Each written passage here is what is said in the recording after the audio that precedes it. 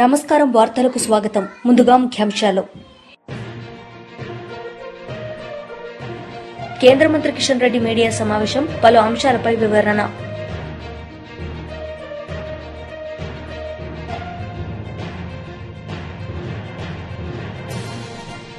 మాజీ మంత్రి బొత్స సత్యనారాయణ మీడియా సమావేశం, పలు అంశాలపై వివరణ.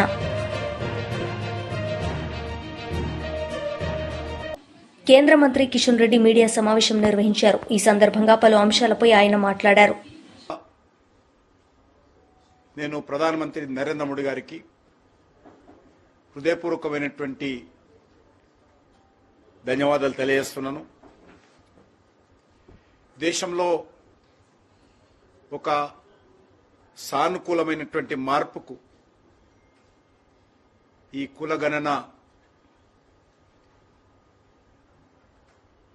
చరిత్రాత్మకమైనటువంటి చరిత్ర పుటలలో చిరస్థాయిగా నిలిచిపోతుంది. నిన్న కేంద్ర ప్రభుత్వం తీసుకున్నటువంటి నిర్ణయం తర్వాత ప్రతిపక్ష పార్టీలు రాజకీయపరమైనటువంటి నాటకాలకు తెరలేపుతా ఉన్నారు.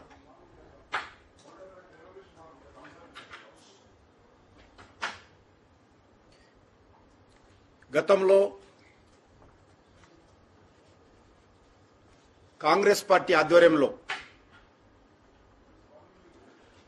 ఈ యొక్క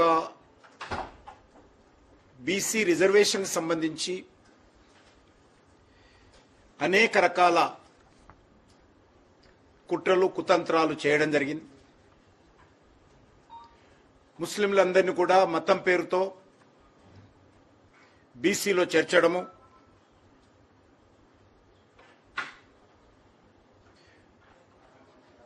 అనేక న్యాయస్థానాలు కూడా కాంగ్రెస్ పార్టీ చేసినటువంటి తప్పుడు నిర్ణయాలను కూడా మనం చూశాము. ఇటీవల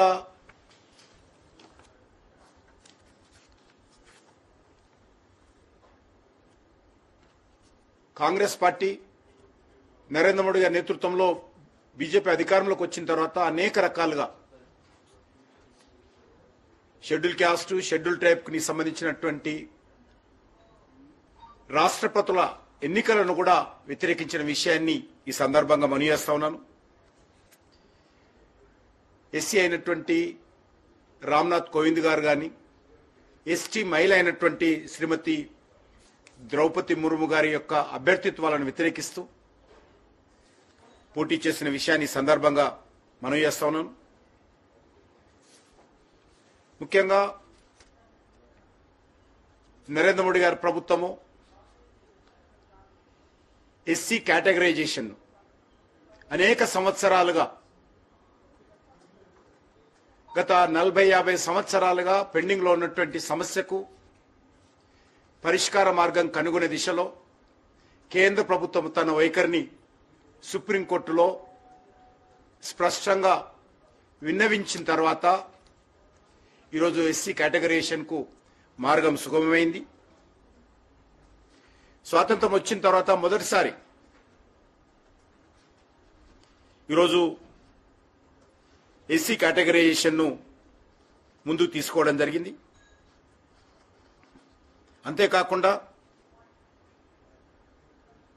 స్వాతంత్రం వచ్చిన తర్వాత మొదటిసారి బీసీ సామాజిక వర్గాల నుంచి భారతీయ జనతా పార్టీ ప్రధానమంత్రిగా నరేంద్ర మోడీ గారిని నిర్ణయించడం, అటువంటి కనీసమైనటువంటి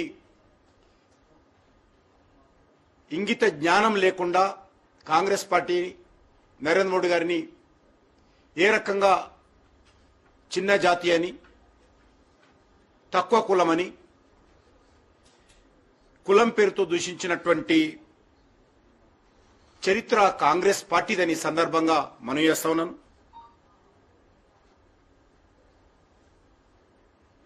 కాంగ్రెస్ పార్టీ మొదటి నుంచి కూడా బీసీల పట్ల మొసలి కన్నీరు కార్చడమే తప్ప చిత్తశుద్ధితో వెనుకబడిన వర్గాలకు అభ్యున్నతి కోసం ఏనాడు కూడా పని చేయలేదనే విషయం అందరికీ తెలుసు.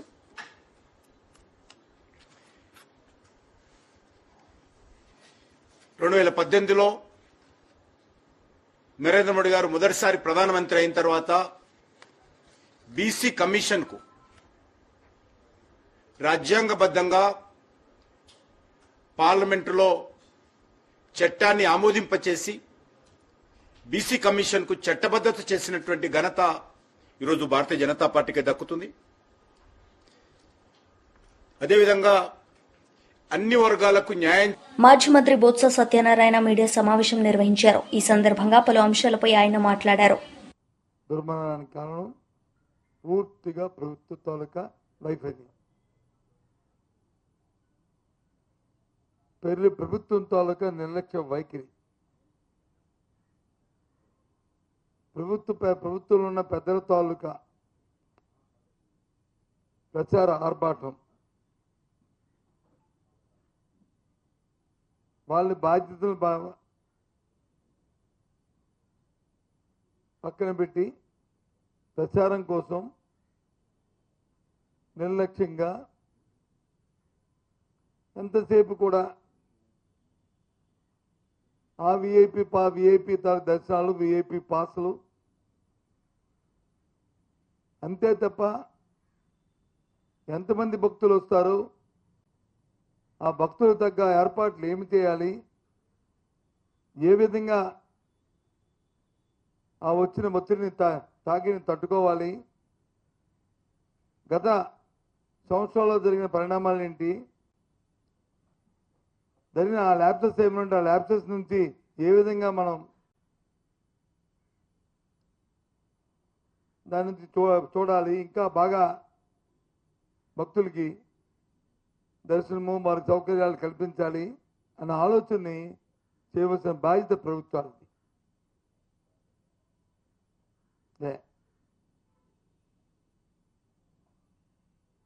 నిన్నటి రోజున ఈ జరిగిన సంఘటన పట్ల తెలిసిన వెంటనే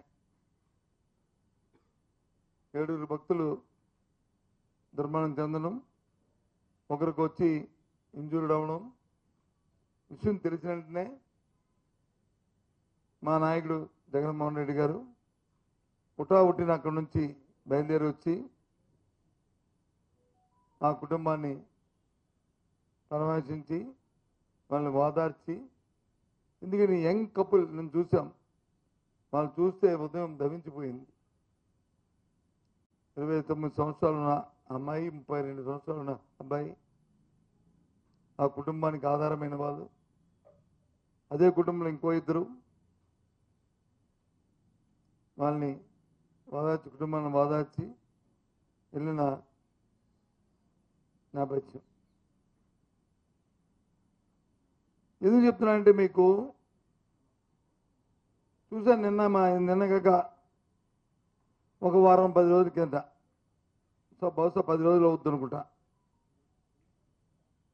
ఆ రోజు పత్రికలో చూశాను 5 మంత్రులు వస్తున్నారు, వాళ్ళు వచ్చి సింహాచలం జరగబోయే చందనోత్సవం మీద వచ్చి ఒక సమావేశం ఏర్పాటు చేస్తున్నారు. ఆ రోజు జిల్లా పరిషత్ మీటింగ్ కూడా జరుగుతుంది, జనరల్ బాడీ మీటింగ్ కూడా జరుగుతుంది. ఆ రోజు ఇది విశాఖపట్నం జిల్లా జనరల్ బాడీ మీటింగ్ కూడా. దీని మీద తగు సూచనలు సలహాలు ఇచ్చి తగు నిర్ణయాలు తీసుకుంటారని పత్రికలో చదివా. ఆ మన్నాడు మళ్ళీ చూశాను, రాత్రి టీవీలోనూ పత్రికలో చూశాను. ఆ సమావేశంలో ఆ మంత్రులు ఇచ్చిన స్టేట్మెంట్లు ఏంటంటే,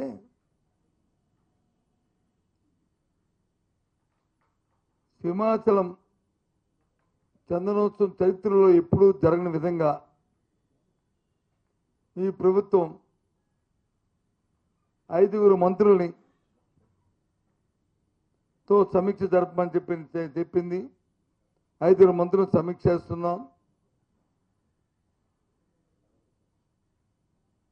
ఈ చందనోత్సవంలో ఏదైతే వస్తున్న వేలాది మంది లక్షాది మంది భక్తులకి చేసే కార్యక్రమాల మీద నిర్ణయాలు తీసుకున్నాం. ఎప్పుడు కనివిని జరగలేదు, చరిత్రలో జరగలేదని ఆర్భాటంగా చెప్పుకున్నారు మంత్రులు. ప్రతిరోజు చూశాను కూడా. ఆ సమావేశం కూడా ఎక్కడ జరిగిందంటే విశాఖపట్నం కలెక్టరేట్లో కానీ లేదు అనకాపల్లి కలెక్టరేట్లో కానీ జరగలే. ఆ సమావేశం జరిగిన స్థలం కూడా సాక్షాత్తు ఆ దేవదేవుడు పవిత్రమైన సింహాచలం కొండ మీదే సమావేశం జరిగింది. విషయం మీ అందరికీ తెలుసు. విషయం కూడా సమావేశం అయిన తర్వాత ఇచ్చిన మంత్రులు ఇచ్చిన స్టేట్మెంట్ ఇది. దాని పర్యవసానం కని విని జరగని విధంగా సమావేశం జరిపిన తర్వాత తెలంగాణ భవన్లో బీఆర్ఎస్ ముఖ్య నేతలు మేడే వేడుకలు ఘనంగా నిర్వహించారు. ఈ సందర్భంగా వారు మాట్లాడారు. కేసీఆర్ గారే పెట్టిండ్రు. అదే అంబేద్కర్ సచివాలయంలో మొట్టమొదటి సంతకం కూడా కాంట్రాక్ట్ ఎంప్లాయీస్ అందరినీ పర్మనెంట్ చేయాలని చెప్పి జీవో 16 తీసుకొస్తే ఆ జీవో 16ని ఇలా కొట్టేస్తే ప్రభుత్వం చీమ కుట్టినట్టేం లేదు. ఒక ప్రభుత్వం ఇస్తే రెండో ప్రభుత్వం వెంటనే దాన్ని ఆదుకోవాల్సి ఉంటుంది. సంవత్సరాలుగా 10 ఏళ్ళు 15 ఏళ్ళు 20 ఏళ్ళు 25 ఏళ్ళుగా వాళ్ళ సర్వీస్ అంతా ఇచ్చిన అనేక మంది ఎంప్లాయీస్ ఇలా కాంట్రాక్ట్ ఉంటే వాళ్ళని పర్మనెంట్ చేయమని చెప్పి కోరితే ఆ పర్మనెంట్ చేయము అని చెప్పేసి ఈ ప్రభుత్వం కాంగ్రెస్ ప్రభుత్వం చెప్పింది. ఆనాడు కొట్లాడ పెట్టుకున్నది మళ్ళీ వాళ్ళు కూడా దాని జీవో 16ను రద్దు చేసింది ప్రభుత్వం. కేంద్ర మన కోర్టు రద్దు చేస్తే అన్ని మూసుకొని కూర్చున్నది. అందుకే ఎవరు కార్మికులకు ఉద్యోగులకు టెంపరీ వాళ్ళకు మిత్రులుగా ఉన్నారని ఆలోచిస్తే 10 సంవత్సరాల కాలంలో కాంట్రాక్ట్కి అవుట్సోర్సింగ్కి టెంపరీకి జీతాలు వాళ్ళు అడిగినా అడగకున్నా కూడా పిఆర్సీతో ప్రభుత్వ ఉద్యోగస్తులతో సమానంగా పెంచింది కేసీఆర్ గారి ప్రభుత్వం. ఆశా వర్కర్లు ఏం కొట్లాడ వల్లే ఆ రోజున ఒక్కసారి వచ్చిన ప్రభుత్వం వచ్చిన మట్ల అడిగినరు. ఆ తర్వాత 2 సార్లు కూడా ఆశా వర్కర్ల జీతాలు పెంచుకున్నాం, అంగన్వాడీలకు జీతాలు పెంచుకున్నాం, ఏఎన్ఎంలకు జీతాలు పెంచుకున్నాం. వాళ్ళ చాలా మందిని కూడా ఏఎన్ఎంలను పర్మనెంట్ చేసుకున్నాం. జిహెచ్ఎంసీలో జీతాలు పెంచుకున్నది కూడా కేసీఆర్ గారి ప్రభుత్వమే. వాటర్ వర్క్స్ నేను ప్రెసిడెంట్గా ఉన్నాను, అక్కడ కూడా మొత్తం కూడా హెల్త్ కార్డు ఇచ్చినాం, ప్రమోషన్లు ఇచ్చినాం, జీతాలు పెంచుకున్నాం. అవుట్సోర్సింగ్గా కాంట్రాక్ట్ ఉన్న వాళ్ళకు కూడా జీతాలు పెంచుకున్నాం. ఏ రంగమైనా తీసుకోండి మీరు, అన్ని రంగాలకు ఎంతో కొంత మేలు చేసింది. ఇవాళ భవన నిర్మాణ కార్మికుల గురించి మిత్రులు చెప్పారు. 2 లక్షలది 6 లక్షలు చేసినాం. ఇలా 6 లక్షలు కాదు 10 లక్షలు 15 లక్షలు చేసుకోవడానికి కూడా ఖచ్చితంగా రాంబాబు గారు మాట్లాడారు. వారు మెన్షన్ చేసిన ఏది కానీ అది ఏ సమస్య అయినా, అది ఆశా వర్కర్లైనా ఆశా వర్కర్లు వాళ్ళు ఇక్కడికి వస్తే వాళ్ళని ఇష్టం వచ్చినట్టు ప్రవర్తిస్తే అసెంబ్లీలో మెన్షన్ చేయడమే కాకుండా హాస్పిటల్ పోయి వాళ్ళ తరఫున నిలబడి కొట్లాడింది ఇవాళ బీఆర్ఎస్ పార్టీ తప్ప మరెవరు రాలే. కమ్యూనిస్టు పార్టీలు తోక ముడిచినాయి. కమ్యూనిస్టు పార్టీలో కూడా ఇవాళ కాంగ్రెస్ ప్రభుత్వంలో భాగంగా ఉన్నాయి. ఇవాళ ఆశా వర్కర్లు అందరూ కొట్లాడ పెట్టుకుంటే వాళ్ళ తరఫున ఏదో లిప్ సింపతి ప్రకటించింది తప్ప వాళ్ళ కోసం కొట్లాడిన వాళ్ళకి ఇవాళ దెబ్బలు తగ్గితే కనీసం చూడలే ఈ యొక్క కమ్యూనిస్ట్ నాయకులు. చాలా దురదృష్టకరం. అదేవిధంగా ముఖ్యంగా అంగన్వాడీల వాళ్ళ సమస్య అదే. ఇవాళ చాలామంది హమాలి వర్కర్లది కానీ లేక ముఖ్యంగా ట్రాన్స్పోర్ట్ వర్కర్లు లేకపోతే ఆటో వర్కర్లు, ఆటో మిత్రులందరూ కూడా 2023 కంటే ముందు పాపం వచ్చిన వాళ్ళు అడిగిన వాళ్ళు అందరికీ కూడా చెప్పిండ్రు కాంగ్రెస్ పార్టీకి ఓటేయాలని. ఇద్దరికి చెప్పిండ్రు, అడిగిన వాళ్ళకి అడగని వాళ్ళకి అందరికి కూడా కాంగ్రెస్ పార్టీకి ఓటేయాలని. పాపం వాళ్ళు ఓటేసినందుకు వాళ్ళకి శిక్షగా 6 లక్షల మంది ఉద్యోగస్తులు ఉంటే వాళ్ళ యొక్క ఎంప్లాయీస్ ఉంటే 6 లక్షల మంది కోసం వాళ్ళ మొత్తం ఇమ్మీడియట్గా వాళ్ళకి కట్ అయిపోయింది. వాళ్ళు ఇబ్బందులు పడ్డది ఎవరంటే ఆటో కార్మికులు. ఎవరున్నారు ఆటో కార్మికుల్లో? బీద బిక్కి దళిత బహుజన వర్గాలే ఉన్నారు. చదువుకున్న వాళ్ళు కూడా ఊర్లో ఉద్యోగం లేదని చెప్పేసి అంటే ఇక్కడికి వచ్చి ఏదో గౌరవంగా ఉంటుంది ఆటో నడుపుకుంటామని చెప్పేసి ఆటో కొనలేక కిరాయి తీసుకున్నారు. కిరాయి తీసుకుంటే కిరాయి పెట్రోలు చివరికి వాళ్ళకు మొత్తం బత్తాయితో ఒక 1000 రూపాయలన్న వస్తే పోతారు. కానీ ఇలా 500-600 కూడా వచ్చే పరిస్థితి కూడా లేని పరిస్థితి ఉంది. వాళ్ళ కోసం మేము అడిగితే మా మీద డ్రామా చేస్తున్నా అని చెప్పేసి వాళ్ళు మాట్లాడారు. మేము చెప్పినా మేము అడిగింది కాదు, నువ్వు ఏదైతే మేనిఫెస్టోలో చెప్పినావో కనీసం 12,000 రూపాయలు వాళ్ళు లోన్ తెచ్చుకొని కొనుక్కుంటే ఈఎంఐ కట్టలేకపోతుంది. మాజీ మంత్రి చెల్లుబోయిన వేణుగోపాలకృష్ణ మీడియా సమావేశం నిర్వహించారు. ఈ సందర్భంగా పలు అంశాలపై ఆయన మాట్లాడారు. జనగణన అంటే జనాభా లెక్కల్ని చేసేటువంటి ఒక ప్రక్రియ. ఆర్టికల్ 246 నిబంధన 69 ప్రకారంగా 69వ అంశంలో రాజ్యాంగంలో పేర్కొన్నటువంటి ఆర్టికల్ 246 69వ అంశంలో కేంద్ర ప్రభుత్వమే జనాభా లెక్కలు చేయాలనేటువంటిది ఉంది. ఈ జనాభా లెక్కలు ప్రారంభం ఎప్పుడైనవి అని ఒకసారి చరిత్రలోకి వెళ్ళినప్పుడు ఆనాడు రాష్ట్ర ముఖ్యమంత్రిగా జగన్మోహన్ రెడ్డి గారు ఈ కులగణన ప్రక్రియ దేశంలో మొట్టమొదటిగా చేయాలని ప్రతిపాదించారు. 2021వ సంవత్సరంలో ప్రతి 10 సంవత్సరాలకు జరిగేటువంటి జనగణనలో కులగణన చేర్చాలనేటువంటి ప్రతిపాదన చేస్తూ నాడు శాసనసభలో శాసన మండలిలో ఒక తీర్మానాన్ని ప్రతిపాదించి ఏకగ్రీవంగా ఆమోదించిన తీర్మానం కేంద్రానికి నివేదించడం జరిగింది.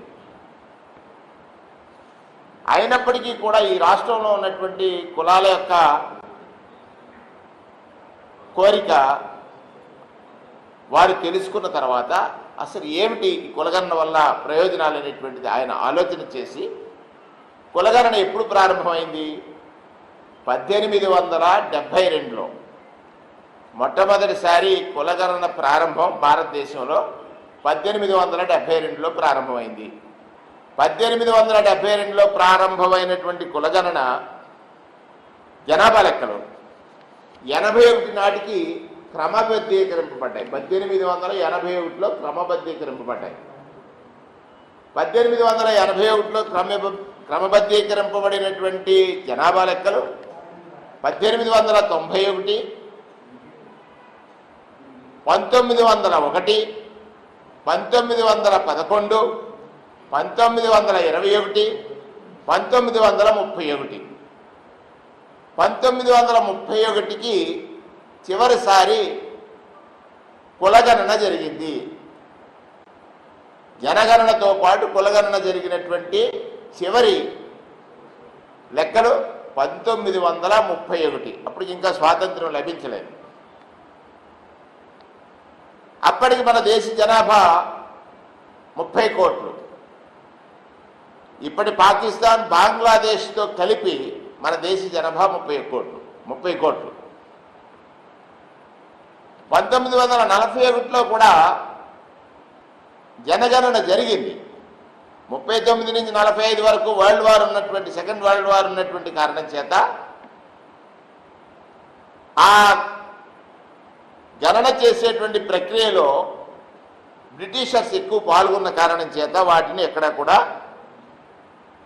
బహిర్గతం చేయలేదు. చివరిసారిగా మన దేశంలో 1931లోనే కులగణన జరిగినటువంటి చరిత్ర. స్వాతంత్ర్యానంతరం 1951 నుండి ప్రతి 10 సంవత్సరాలకి ఎస్సీ ఎస్టీలని మినహాయించి మిగిలిన అన్ని కులాలని గంపగుత్తగా లెక్క వేయటమే ఈ దేశంలో ఒక ప్రక్రియగా జరిగిందనేటువంటి విషయాన్ని కూడా మీ ద్వారా ప్రజానీకానికి తెలియజేస్తా ఉన్నాను. అంటే 1951లో జనగణన జరిగింది, 1961లో జనగణన జరిగింది, 1971లో జరిగింది, 1981లో జరిగింది, 1991లో జరిగింది, 2001లో జరిగింది, 2011లో జరిగింది. కానీ 2021లో జరగాల్సినటువంటి జనగణన కరోనా కారణం చేత వాయిదా పడింది. ఆ సందర్భంలో బీసీలలో ఎక్కువగా కులగణన జరగాలి ఈ దేశంలో, అంటే ఎక్కడా లభ్యత లేనటువంటి పులుల లెక్కలు కూడా తీస్తున్నటువంటి పులులు ఇత్యాది అనేకమైనటువంటి జంతువుల లెక్కలే ఈ దేశంలో ఉన్నాయి. కానీ వివిధ సామాజిక వర్గాల్లో ఉన్నటువంటి స్థితిగతుల అధ్యయనం మీద సరైనటువంటి లెక్కలు లేవు, దానికి పరిష్కారం కులగణన మాత్రమే అని ఒక ప్రతిపాదన, లేకపోతే ఒక డిమాండ్ అనేక కులాల్లో ఉన్నటువంటి విషయాన్ని ఆనాటి ముఖ్యమంత్రి జగన్మోహన్ రెడ్డి గారు స్పష్టంగా ఆలోచించారు. బీఆర్ఎస్ లీడర్ మీడియా సమావేశం నిర్వహించారు. ఈ సందర్భంగా పలు అంశాలపై ఆయన మాట్లాడారు. ఈ సంఘాలు, కుల సంఘాలు, చాలామంది ఎస్సీ ఎస్టీలు, ఓసీలో ఉన్నటువంటి వాళ్ళు కూడా చాలామంది, కొన్ని రాజకీయ నాయకులు కూడా ఖచ్చితంగా న్యాయం జరగాల్సిందే వాళ్లకు అని చెప్పి వాళ్ళందరి కోరిక మేరకు ఈరోజు ఒక నిర్ణయం తీసుకున్నందుకు మరి కేంద్ర నిర్ణయాన్ని స్వాగతిస్తూ వారికి మనస్ఫూర్తిగా కృతజ్ఞతలు మా పార్టీ తరఫున మేము కృతజ్ఞతలు తెలియజేస్తూ ఉన్నాం. కానీ ఇది కులగణనలో, జనగణనలో కులగణన పెట్టడము ఇది గొప్పగా మేము చేసినాం బీసీలకు అని చెప్పి చేతులు దులుపుకుంటే కాదు. 11 సంవత్సరాల తర్వాత ఇప్పుడు దేశవ్యాప్తంగా ఇక్కడ బీఆర్ఎస్ పార్టీ ఆధ్వర్యంలో మేమందరం కూడా తమిళనాడు పోయి అక్కడ స్టడీ చేసి తమిళనాడు నుంచి అనేక అంశాలు దేశవ్యాప్తంగా ఈ మోడల్ ఉండాలని చెప్పి మాట్లాడడం, ఇక్కడ బీసీ సంఘాలు కూడా అడగడం, ఇక తప్పని పరిస్థితుల్లో చేయాలని చెప్పి అలా చేయడం, ఏది ఏమైనా వారికి స్వాగతిస్తూ దీన్ని వెంటనే చేయాలని చెప్పి మేము డిమాండ్ చేస్తూ ఉన్నాం. వెంటనే మొదలు పెట్టాలి. తర్వాత చట్టసభలో రిజర్వేషన్ కూడా జనాభా ప్రాతిపదిక మీద చట్టసభలు కూడా ఇమ్మీడియట్గా రిజర్వేషన్ కలిగించాలి. జనగణన చేసినా అయిపోయింది, ఇంత సంఖ్య ఉందని చెప్తే కాదు. మాకు కావాల్సింది గౌరవం దక్కాల్సింది చట్టసభలలో రిజర్వేషన్ వచ్చినప్పుడే, హక్కు వచ్చినప్పుడు మాత్రమే గౌరవం దక్కుతుంది. కనుక జనాభా ప్రాతిపదిక మీద విద్య, ఉద్యోగాల్లో రిజర్వేషన్ ఇవ్వాలి. రిజర్వేషన్ రాజకీయంగా చట్టసభలో కూడా 50% రిజర్వేషన్ ఇమ్మీడియట్ కలిగించాలి. 50% ఎప్పుడైతే విద్య, ఉద్యోగము, చట్టసభలో రిజర్వేషన్ కల్పిస్తారో, ఇమ్మీడియట్గా కలిగిస్తామని చెప్పి మీరు తీర్మానం చేస్తారో, అప్పుడు సంపూర్ణంగా ఈ ప్రజలు మిమ్మల్ని నమ్ముతారు. ఖచ్చితంగా మరి ఎవరు చేయని నిర్ణయాన్ని మీరు చేసినందుకు ఈ బడుగు బలహీన వర్గాల వాళ్ళు కూడా మీ వెంట ఉండడానికి అవకాశం ఉంటుంది.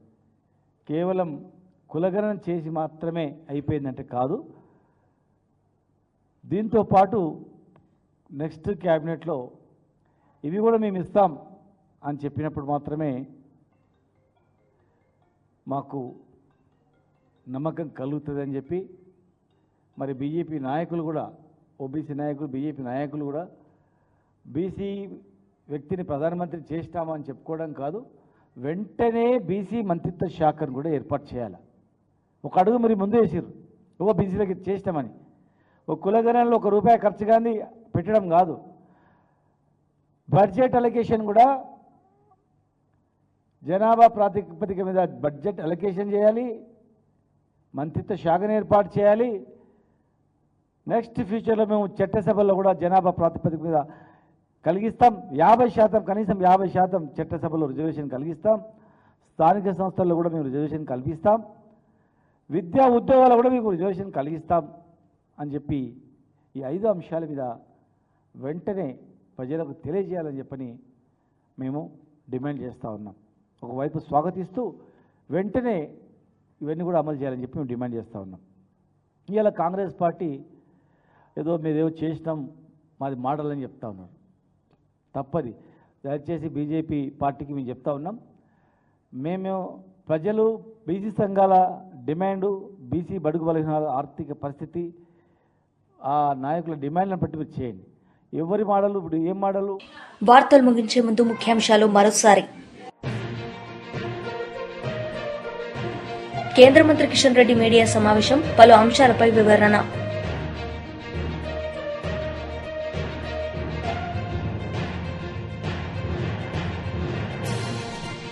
మాజీ మంత్రి బొత్స సత్యనారాయణ మీడియా సమావేశం, పలు అంశాలపై వివరణ.